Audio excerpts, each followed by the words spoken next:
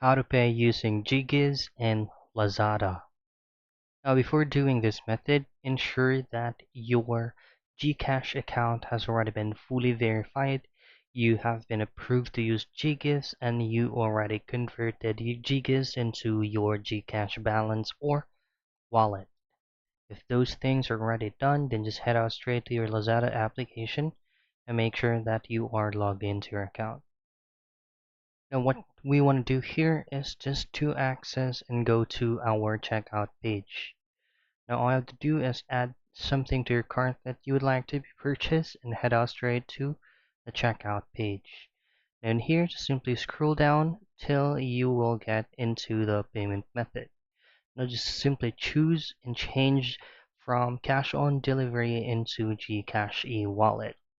So those are the things that you can do for you to be able to pay using Ggives and Lazada.